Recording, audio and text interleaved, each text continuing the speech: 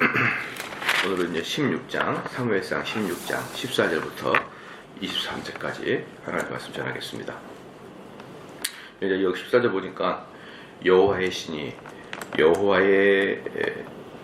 신이 사울에게서 떠나고 그렇게 나와 있잖아요. 여호와의 신이. 그래서 제가 지난주에 말씀드렸듯이 구약에서 그 성령은 어떤 성령이 있습니까? 일을 할 수 있는 성령, 사역을 할 수 있는 성령. 신약에서의 성령의 사역은 구원을 이루는 성령, 거듭나게 하는 성령. 그렇죠? 그러니까 신약의 성령님은 우리 안에 내주하시면 떠나지 않으시죠. 우리를 한번 구원받은 자는 영원한 구원이기 때문에, 심지어 우리가 죽어서도 천국 갈 때까지 계속 그 속에서도 성령이 우리에게 거하신다라는 것이죠. 그러나 구약의 성령은 거듭남의 성령이라기보다는 우리가 사역을 할 때 은사를 주시는 성령이죠. 그 사역을 더욱더 잘 감당할 수 있는 은사를 주신 성령이지 않습니까? 그러니까 이 사실을 이제 14절에서 사울은 왕의 직분을 그만두니까 이제 그 성령이 더 이상 있을 리가 없는 것이죠. 그러니까 이제 이 사울로부터 성령이 떠났다. 그러는 것은 몸뚱아리는 여전히 왕이지만, 그렇죠? 직분상은 여전히 왕이지만 실제로 하나님께서는 사울을 왕에서 폐위시킨 거나 마찬가지예요. 그렇지만 이제 여전히 직분은 왕이겠죠. 그래서 14절에 여호와의 신이 사울에서 떠나고 여호와의 부리신 악신이 그를 번뇌케 한지라. 여기서 뭐냐면 여호와께서 부리신 악신이다. 이 뜻은 뭐냐면 여호와가 실제로 뭐 악신을 보냈다 뭐 이런 뜻은 아니에요. 보냈다는 뜻이 아니고 여호와 하나님께서 뭡니까 그 사울을 그동안에 보호하고 있었단 말이죠. 여호와 하나님께서 사울을 보호하고 있었는데 그 성령이 떠나니까 뭡니까 그 더 이상 보호막이 없어지는 거죠. 더 이상 보호막이 없어지니까 악령이 오는 것이죠. 이걸 좀 더 이제 포괄적으로 말한다 그러면 하나님께서 악령을 허용하신 거죠. 악령이 이제 사울을 침범하고 마음대로 사울을 공격을 할 수 있도록 그냥 내버려두는 거예요. 왜? 이제 더 이상 막아야 될 이유가 없는 존재니까. 그래서 이제 우리가 여기서를 본다 그러면 우리 안에 성령이 충만하다 그러는 것은요, 악령이 절대 들어올 수 없는 거예요. 그렇죠? 악령이 들어올 수 없는 겁니다. 그러나 성령이 충만하지 않는 자는 얼마든지 악령이 들어올 수가 있는 것이죠. 그래서 15절에 사울의 신하들이 그에게 이르되 보소서 하나님이 부리신 악신이 왕을 번뇌케 하온즉. 근데 사울의 신하들도 지금 사울이 악령에 쌓여 있는 것을 알 정도입니다. 그렇지만 그걸 알지만 그 왕 밑에 여전히 남아 있을 수밖에 없는 거죠. 알아요. 다 벌써 지도자가 악령이 끼었고 정신이 없으면 악신이 왕을 번뇌케 한즉. 여기서 번뇌하다는 것은 뭐냐면 두려워하고 창백하고, 그러니까 이게 이제 요즘 용어로 말한다면 아주 심각한 우울주 현상을 나타나고 있다고 볼 수 있어요. 심각한 우울주 현상을. 그러니까 16절에 원컨대 우리 주는 주의 앞에 모시는 신하에게 명하여 수금 잘 탈 줄 아는 사람을 구하게 하소서. 하나님이 부리신 악신이 왕에게 이를 때에 그가 손으로 타면 왕이 나으시리라. 여기서 수금은 하프 같은 연주인데 이 당시에도 음악 치료 같은 느낌이 있었던 거죠. 그러니까 당시 보면은 왜 우리도 울적하고 기분이 안 좋을 때는 음악을 틀면은 좀 마음이 좋아지지 않습니까? 그러니까 이제 그 당시에도 그거 이제 뭡니까 상식인 거예요. 우리가 우울하고 또 불안하고 번뇌케하고, 아까도 말씀드렸지만 번뇌케 하다는 것이 그냥 철학자들의 고뇌 이 정도가 아니고 아예 막 덜덜덜덜 떠는 그런 공포와 같은 번뇌예요. 그렇기 때문에 아주 심각한, 누가 봐도 지금 사울은 정신적인 문제가 있다는 것을 알 수 있을 정도로 사울이 이제 그렇게 되니까 음악하는 사람을 불러가지고 수금으로 탈 때 좀 마음을 안정시키자라고 하는 것은 어떤 특별한 성경적이라기보다는 그냥 상식인 거예요. 상식. 우리도 뭐 믿는 사람이든지 믿지 않는 사람이든지 이런 건 상식 아니겠습니까? 그렇기 때문에 이건 상식이기 때문에 뭡니까? 상식이기 때문에 사실은 음악 치료는 해답이 안 되죠. 여러분 이게 그냥 좀 우울해야, 조금 우울하고 이래야 음악을 들었을 때 좀 마음이 풀리지. 아니 부들부들 떤 사람이 음악을 듣는다고 뭐 얼마나 달라지겠습니까? 잠시죠. 진짜 치료는 병원에서 하는 것이지 음악 치료는 잠시의 치료일 뿐이죠. 미술 치료도 마찬가지입니다. 어떤 분들은 자꾸 미술 치료 배우면 어떻습니까? 그러는데 저는 그러는 거 그거 뭐하러 배우시는가 싶어요. 그거 별로 쓸모 없어요. 정말 그 좀 약간의 기분 전환을 위해서만 사용되는 것이 음악 치료고 미술 치료지. 진짜 치료는 병원에서 해야 되는 것이고, 이런 정서와 영적 치료는 교회에서 하는 것이죠. 그런 것들을 본질적인 문제를 해결하지 않고 어떻게 되겠습니까? 그다음 17절에 사울의 신하에게 이르되 나를 위하여 잘 타는 사람을 구하여 내게로 데려오라. 사울이 즉시 그 말을 듣자마자 즉시 그를 좀 불러달라는 거예요. 왜? 너무 괴로우니까. 그렇죠. 정말 여기 있는 분들 중에서 혹시 뭡니까? 불면증에 시달린 사람이 있습니까? 얼마나 힘듭니까? 그게 아주 미칠 지경이죠. 그렇죠. 불면증에 시달린 사람들이 가장 큰 문제는 뭐냐면, 오늘 자야 될 텐데 그 생각이 더 잠을 못 자게 해요. 그 생각, 자야 될 텐데. 저는 주로 앉아야 될 텐데 이런 고민을 하는데, 불면증 환자는 자야 될 텐데, 앉아야 될 텐데 이런 고민하면 금방 또 잠이 와요. 또 어떻게 잠이 신속하게 오는지 몰라요. 그래서 사울은 즉시 좀 불러달라 이렇게 얘기했습니다.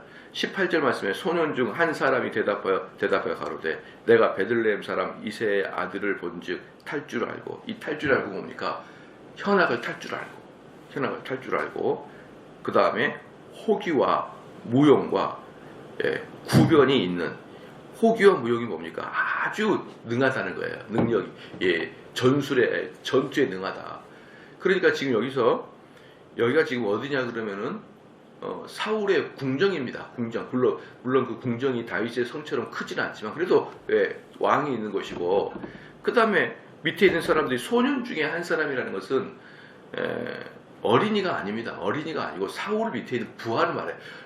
젊은 장수들을 이야기합니다. 젊은 장수. 그냥 소년이 아니고 젊은 장수. 그러니까 뭐 우리는 그 히브리 문헌을 잘 이야기할 때 소년, 청년 이런 것을 잘 해야 됩니다. 이런 것은 뭐 이제 10대 소년 이런 개념이 아니에요.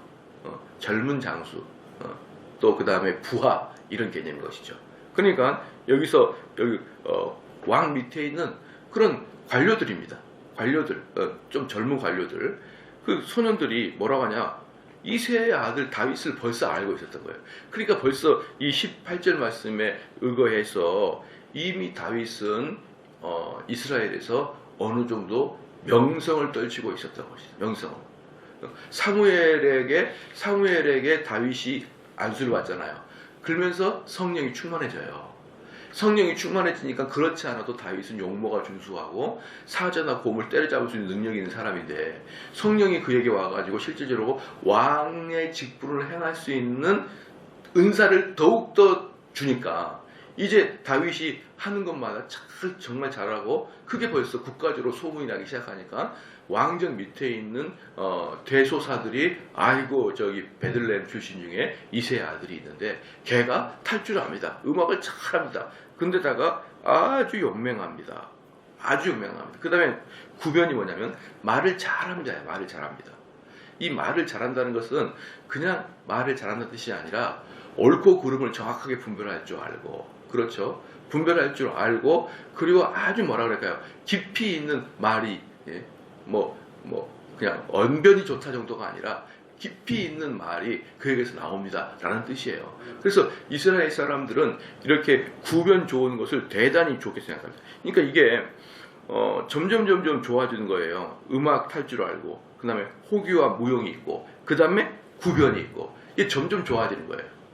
그래서 옛말이 틀린 말이 없어요. 사람은 뭡니까? 말을 잘해야 된다는 거예요. 말을 잘해야 진짜 좋은 사람이 되는 것입니다. 그래서 어느 곳이든지 1등이 되려 그러면 말은 잘해야 됩니다. 말은 잘해야 되는데 이 지금 소년 다윗은 모든 걸 다 갖췄어요. 거기다가 준수한이라 이게 뭐냐면 아주 미남이라는 거예요. 아주 미남. 아주 미남. 그러니까 사실은 이 다윗은 모든 걸 다 갖췄죠. 음악을 잘해요. 그 음악도 얼마나 잘하는지 그 왕정에서 야 그럼 누가 그 수금 탈 수 있는 사람 있냐? 첫 번째 딱 다윗. 다윗이 있습니다. 또 얼마나 용맹한지 사자나 곰을 죽입니다. 또 거기다가 말은 또 얼마나 잘하는지 여러분 이게 모든 게 뭡니까? 왕이 되기 위한 그런 그 덕목들 아니에요. 덕목들. 이게 왕이에요. 근데다가 어때요? 얼굴까지 잘생겼네요. 그러니까 이 다윗은 도대체가 부족한 게 하나도 없는데 부족한 게 하나도 없는 다윗이 일평생을 고통스럽게 삽니다. 일평생을 고통스럽게 살아요. 일평생. 마지막 죽을 때까지. 참 이게 얼마나 아무리 부귀영화를 누려도 자기 눈앞에서 자기 아들이 지금 자기 자녀가 몇 명이 죽습니까? 얼마나 고통스럽고 자기를 따르는 장수들이 얼마나 많이 죽었으며 자기 밑에 있던 그 아내들과 그 아내들의 아들들이 얼마나 또 시기 질투하고 권력 다툼을 했으며 이러한 쭉 고생을 고통과 고난을 당하는 걸 보면은 무엇을 알 수 있느냐 그러면 진짜 하나님의 사람은 그냥 되는 게 아니에요. 이 은사도 엄청나게 있어야겠지만 이 어려운 고통과 어려운 환경을 다 하나님이 시험으로 주셔요.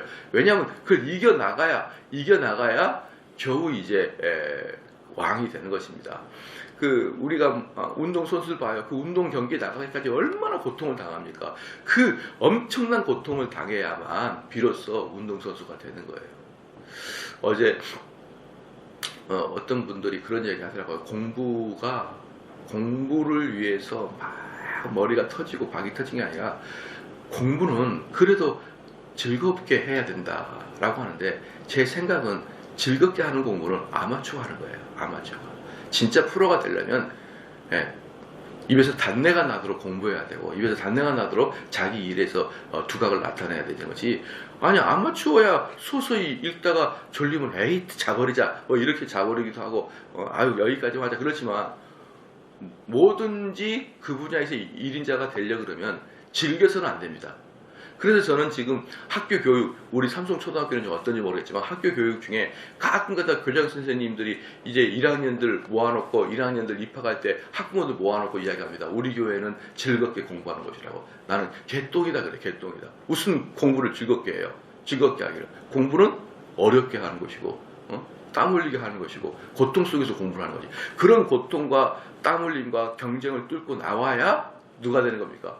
1인자가 되든 2인자가 되든 누군가 나오지. 아니 어릴 때부터 고모양 고꼴로 즐겁게 공부를 해가지고 뭘 어쩐다는 것입니까? 그렇잖아요. 어느 분야든지 여러분 두각을 나타내려면 즐겨서는 안 돼요. 즐기는 것은 기본이. 그러니까 여기서도 보세요. 다윗이 왕이 되기 위해서 용모도 준수하고 그렇죠. 수금도 잘 타고 언변도 좋고 이건 기본이에요. 이건 기본. 없으면 안 됩니다. 근데 거기 기본에다가 이제 어때요? 본격적으로 왕이 될 만큼의 고통과 연단을 받아야 되는 거예요. 그래서 그 사람의 직분에 맞는 고통을 받아야 되는 것입니다. 그래야 한 명의 정금이 나오는 거예요. 아시겠죠? 그래서 우리는 이제 우리 딸내미가 이제 요번 주 지금 시험 기간이거든요. 시험 기간인데 우리의 딸은 이제 그 뭡니까 기숙사에 살아요. 그러니까 제가 주일날 저녁이면은 이제 한 9시나 10시 되면 기숙사에 넣어줍니다. 그러면 학교가 컴컴해. 불도 안 켜나. 아마 전기를 아끼는지. 그런데다가 이제 여기서 거기 가는데 한 15분 20분 걸리는데 또 잡니다. 너무 피곤하니까. 내일 시험 보니까. 그러니까 이제 얘네 엄마는 아이고 불쌍한 거. 근데 저 과정을 거쳐야 사람이 되죠. 저런 과정을 거쳐야. 저런 과정을 거치지 않고 고등학생이라고 말할 수 있습니까? 다 저런 과정을 거쳐야 인생에 한 번씩은 거쳐봐야 뭐가 된 것이고 또 인생에 한 번씩 해서 시험도 합격해보고 또 떨어져도 보고 성공도 해보고 실패도 해보고 이렇게 하나씩 가는 게 인생 아니겠습니까? 그러니까 저는 그것이 그냥 필기 도구로 시험 보는 것뿐만 아니라 저건 인생에서의 또 다른 시험이거든요. 그러니까 그러한 것들을 통해서 저는 하나의 사람으로 되어 간다고 보는 것입니다. 그만큼 다윗은 어때요? 엄청난 고통을 당하는 거예요. 다윗은. 자, 그래서 구변이 있고 준수한지라 여호와께서 그와 함께하게 계시니까 아까도 처음 말했지만 다윗은 사무엘로부터 안수받을 때 성령이 충만한지라 그게 계속 이어지고 있는 거예요. 그러니까 기본적인 자질도 좋은데다가 성령이 더 부어주니까 놀랍게 아주 탁월하게 소문이 나버리는 것이죠. 19절 말씀에 사울이 이에 사자를 이새에게 보내어 이르되 양치는 내 아들 다윗을 내게로 보내라 하매 이미 다윗을 다 알아요. 다.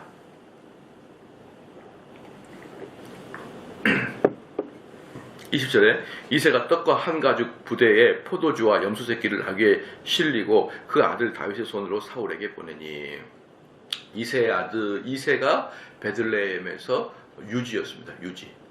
베들레헴에서 그 베들레헴은 그리고 말 그대로 떡의 집, 떡이 나는 집이란 말입니다. 음식이 많아요. 무슨 말이냐면 베들레헴은 옥토입니다. 이스라엘에서 가장 식물이 잘 자라는 곳이에요. 그러니까 베들레헴은 전반적으로 어때요? 부자들이 많죠. 부자들이 많아요. 이게 부자들이 많은 동네는 또 고통도 많이 당합니다. 부자들이 많은 동네. 왜냐하면은 빼앗겨요. 거기서 나오는 것들 빼앗기거나 그러는 것입니다. 그래서 우리나라가 일제시대 때 경상도보단 전라도가 더 많이 당했어요. 왜? 전라도에 뭐가 있으니까? 쌀이 나잖아요. 쌀이 엄청나게. 그러니까 경상도는 별로 쌀이 안 나요.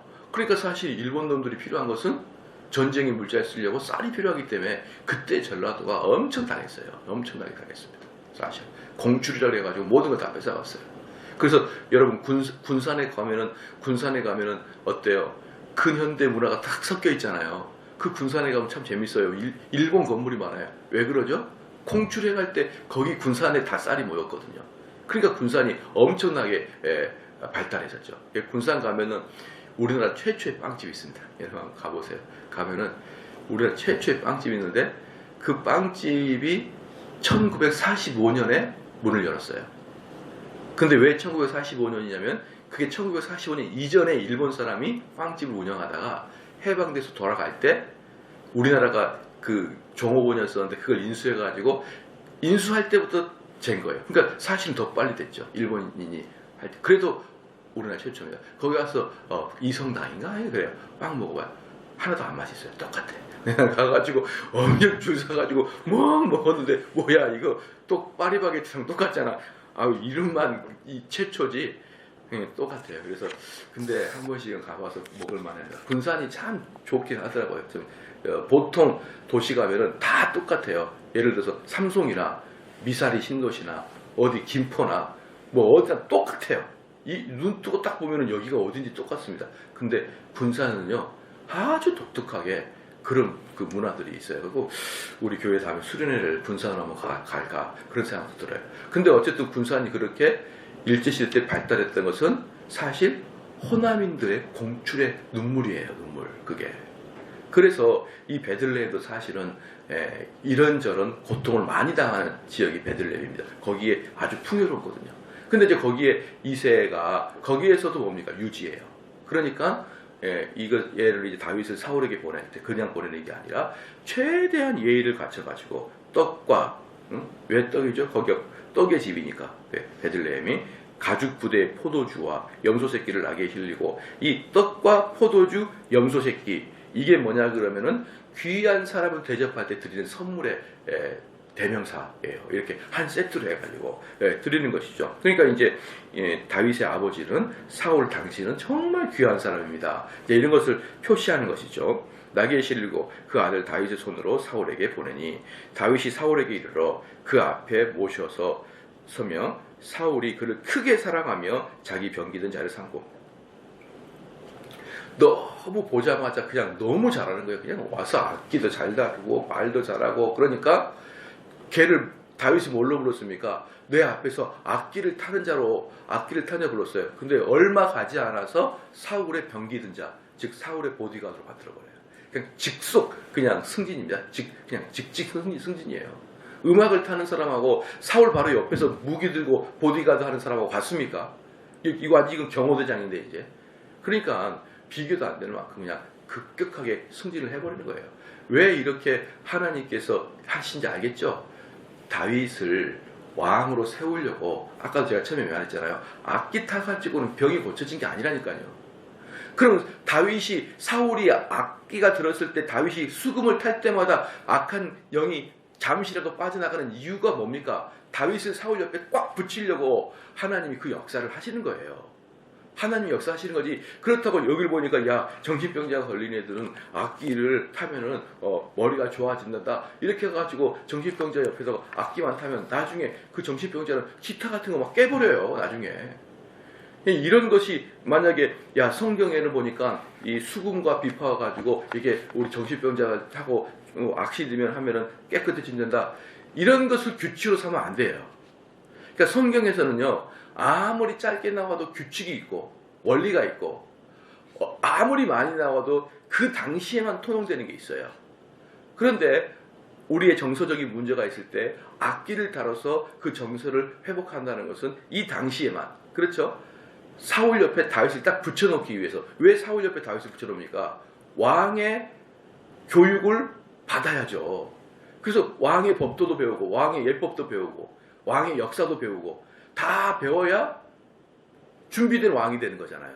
그러니까 왕 옆에서 왕의 문화를 다 배울 수 있도록 바로 왕 옆에 딱 붙어놓어서 뭐 합니까? 그렇게 악신을 부르게 하고 다윗이 있을 때만 마음의 평경을 얻고 딱 다윗 나중에 보면요 사울은 다윗을 보자마자 마음의 평안을 얻어요. 그 정도까지 다윗을 의존한단 말이에요. 그러니까 다윗을 옆에 탁 붙여놨죠. 그런 것이지. 그 무슨 수금 이쪽 자체에 무슨 영험한 효과가 있는 것은 아니라는 것을 여러분이 아셔야 됩니다. 그래서 21절에 다윗이 사울에게 이르러 그 앞에 모셔서 소매 사울이 그를 크게 사랑하며 자기 병기든 자를 삼고 아주 크게 걔를 너무나 의존한다는 거예요. 그러니까 나중에 뭡니까? 악기뿐만 아니라 병기든 자로 딱 삼아. 여러분 병기든 자 또 누가 기억납니까? 요나단 옆에 우리 배웠잖아요. 블레셋과 싸울 때 요나단 옆에 병기든 자가 있었잖아요. 요나단은 걔 한 명만 딱 데리고 그 적진에 들어갔습니다. 다른 사람 다 있고 병기든 사람 한 명만. 그러니까 요나단의 입장에서는 병기든 자를 완전히 믿고 그 다음에 칼솜씨가 최고기 때문에 딱 옆에 붙여놓는 거예요. 그래서 다윗이 어떻습니까? 사울에게 신뢰를 다 받고 칼솜씨가 최고란 뜻이에요. 모든 걸 다 가졌죠. 그래서 22절에 이새에게 사람을 보내어 이르되 청컨대 다윗으로 내 앞에 모셔 서게 하라. 그가 내게 은총을 얻었느니라 하니라. 이게 뭐냐면 사울이 이렇게 얘기하죠. 다윗은 내게 은총을 입었다. 이게 무슨 말이에요? 다윗은 내 사랑을 듬뿍 받고 있다 라는 뜻이에요. 내 사랑이 다윗에게 다 가 있다. 23절 하나님의 부리신 악신이 사울에게 이를 때에 다윗이 수금을 취하여 손으로 탄즉 사울이 상쾌하여 낫고 악신은 그에서 떠나더라. 그렇죠. 만약에 이 정도까지 다윗이 필요하지 않는다 그러면 아마 사울은 다윗을 그렇게 근접하게 보내지 않을 것이고 그다음에 이 정도까지 사울에게 다윗이 필요하니까 아마 다윗은 잠자는 시간을 제외하고는 사울 옆에 딱 붙어 있었을 거예요. 잠자는 시간을 제외하고는. 그만큼 하나님의 그 놀라운 섭리. 그렇다고 해서 이렇게 이 관계, 지금 다윗과 사울의 관계를 통해서 사울이 마음속으로 이것은 다윗이 왕이 되기 위한 수업이다. 깨달았겠어요? 못 깨닫죠. 심지어 다윗도 이 상황이 뭔지 몰라요. 근데 하나님의 역사는 사울 밑에서 다윗에게 왕자의 수업을 받게 하는 것입니다. 이게 바로 하나님의 그 놀라운 섭리예요. 그렇기 때문에 우리는 하나님의 이 일을 이렇게 알 수가 없습니다. 나중에 끝나고 인생 마지막 때 돼서요. 그때 왜 그런 일이 있었구나. 이렇게 아는 거예요. 그때. 지금은 몰라요. 지금 안다는 것은 하나님 왜 나에게 이런 고통을 주십니까? 그렇게 기도해봐야 지금은 몰라요. 모든 것은 인생이 마무리가 될 때쯤에 후반부에 들어가서 그때 하나님이 그 고통을 주신 이유가 무엇이었구나. 그때 나에게 그렇게 악한 사람을 만나게 하는 이유가 그거였구나. 가끔 어떤 사람은 그래요. 목사님, 내가 이전에 섬겼던 그 교회에서 얼마나 상처를 받았는지 몰라요. 그곳에서 그냥 목사님을 믿었는데 그 목사님 나를 얼마나 상처를 줬는지 몰라요. 마음 아픈 사람이 있거든요. 저는 그분한테 항상 하는 말이, 그런 분도 계시고 저런 분도 계셨으니까 당신이 지금 삼성제일교회에 있는 거예요. 그렇게 말해요. 만약에 그분이 여러분을 따뜻하게 잘 맞이했으면 뭐하러 삼성제일교회에 옮겼겠어요. 그렇기 때문에 다 하나님께서는 이유가 있는 것이고 뭐가 있는 거예요. 그렇기 때문에 미워하지 말라는 거예요. 내가 과거에 그 목사에게 너무 상처받았어요. 나 그 목사님 미워. 그렇게 하지 말라는 말입니다. 하나님이 보내신 분이고 하나님이 그 자리에 있게 하셨고 여러분들은 그 자리 안에서 그런 인격 안에서 또 다른 뭔가가 훈련되어 있었단 말입니다. 그렇기 때문에 이제 지나갔던 사람들을 미워하는 게 아니라 그 인간을 내가 도저히 용서할 수 없어가 아니라 곰곰이 생각해보면은 여러분의 인내와 여러분의 그 뭡니까? 인생에 보는 눈과 다 기르는 훈련의 과정이었다는 것을 여러분이 안다 그러면요. 과거에 여러분은 상처 줬던 사람을 미워할래야 미워할 수가 없는 것이죠. 그렇지 않습니까? 그렇기 때문에 다윗도 이런 사울과 아주 좋은 친분의 관계를 맺었기 때문에 이후에 사울이 다윗을 죽이려고 해도 다윗은 사울을 미워하지 않습니다. 그래서 여기서 또 하나 여러분이 기억할 건 뭐냐면 과거에 친했고 과거에 은혜 받았던 사람 나중에 사이가 벌어져도 미워하지 마세요. 미워하지 마. 그 어릴 때, 그 과거에, 그 젊었을 때 나랑 친했던 그걸 생각하시면서 사울이 죽이려고 했던 그 모습도 다윗은 끝내 그 사울을 미워하지 않습니다. 여러분 무슨 말인지 아시겠죠? 근데 자주 보면은 누가 원수 됐냐면 가까이 지내다가 원수가 돼요. 가까이 지내다가 원수가 됩니다. 왜 그런 일을 하는지를 모르겠어요. 원수가 되더라도 사이가 아마 떨어지면 떨어졌지 그 마음의 미움과 그 아주 원수된 마음을 끝까지 가지고 있지 마십시오. 그래서 옛날에 보면은 그런 말이 있습니다. 그 로이 존스 말했잖아요. 제가 몇 번 설교했는데 나에게 하나님의 살아계심과 은혜를 느끼게 해주는 사역자라 그러면 그러니까 정말 하나님이 계시는구나. 하나님이 대단하시는구나. 정말 하나님이 은혜의 하나님이구나. 이걸 느끼게 해준 사람은 딱 한 번이라도 그 사람이 나에게 어떤 해를 취할지라도 나는 그 사역자를 미워할 수 없다. 로이 존스 그랬어요. 그러니 지금 한국 교회는 뭡니까? 많은 은혜를 받고도 몇 번 잘못해버리면 확 그냥 돌아서 버립니다. 이렇게 해서는 안 되는 거예요. 이렇게 해서는 안 됩니다. 그래서 어떤 사람이든지 은혜를 받게 하거나 어떤 사람이 가까운 정을 느꼈으면요, 그 다음에 인간 대 인간이 살게 되면 얼마나 많은 또 잡음이 생기고 불협화음이 생깁니까? 그럴 땐 또 그거예요. 그건 그거고 저건 저건데 모든 것을 그냥 한꺼번에 싸잡아가지고 나는 싫다 이렇게 해버리는 것은 지나친 행동이다라고 볼 수가 있습니다.